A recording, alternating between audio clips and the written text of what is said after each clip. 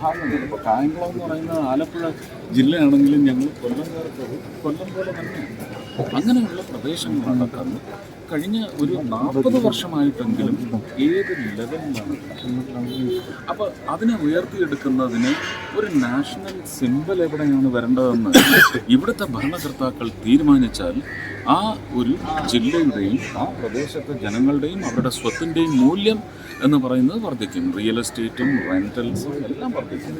മണ്ണിൻ്റെ ഒരു മൂല്യം എന്ന് പറയുന്നത് വർദ്ധിക്കുക. ആ മണ്ണിൽ വിളയുന്ന വിളവുകളുടെ, അത് മത്സ്യമായാലും നെല്ലായാലും പച്ചക്കറികളായാലും അതിനെല്ലാം ഒരു വിപണി എന്ന് പറയുന്നത് ബ്രാൻഡഡാവും.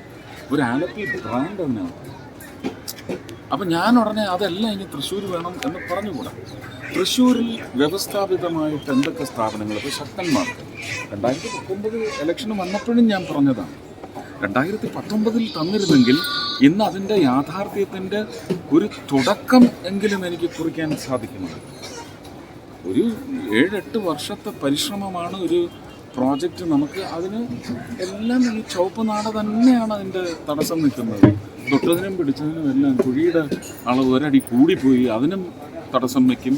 ഒരടി പറഞ്ഞു പോയാൽ അതിനും തടസ്സം വയ്ക്കും. സിമെൻറ്റിൻ്റെ അളവ്, കമ്പിയുടെ എണ്ണം, ഇതൊന്നും ഇവിടെ പരിശോധിക്കുന്നേ ഇല്ല. ഇത് ഇടിഞ്ഞു പൊളിഞ്ഞു വീഴുന്നത് എവിടെയാ? ഒരു സ്കൂളിൻ്റെ തട്ട് മുഴുവൻ കഴിഞ്ഞ ദിവസം പൊളിച്ചു കളഞ്ഞത് പ്രിയ ഇളവള്ളി മഠം പോയി റിപ്പോർട്ട് ചെയ്ത്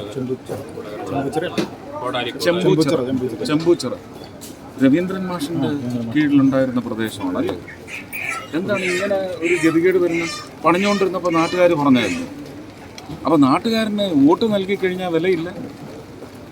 നാട്ടുകാരന് വോട്ട് നൽകിക്കഴിഞ്ഞ് വില നൽകുന്ന സമ്പ്രദായവുമായിട്ടാണ് ഞാൻ വരുന്നത്. എന്നെ സ്വീകരിക്കും, എന്നെ ഈ ജോലി ഏൽപ്പിക്കും. മറ്റ് പ്രവർത്തകർ, തിരഞ്ഞെടുക്കപ്പെട്ട പ്രവർത്തകരുടെ വീഴ്ചകളെ ഞാൻ ഒരിക്കലും ആരോപണമായിട്ട് ഉന്നയിക്കില്ല. പ്രവർത്തനത്തിലൂടെ ഇതായിരുന്നു പ്രവർത്തനം നടക്കേണ്ടിയിരുന്നത് എന്ന് പറയുന്ന ഒരു നന്മയോ അല്ലെങ്കിൽ അതിനെ ചെളിവാരി എറിയലായിട്ട് ആരെങ്കിലും വ്യാഖ്യാനിക്കുമെങ്കിൽ അങ്ങനെ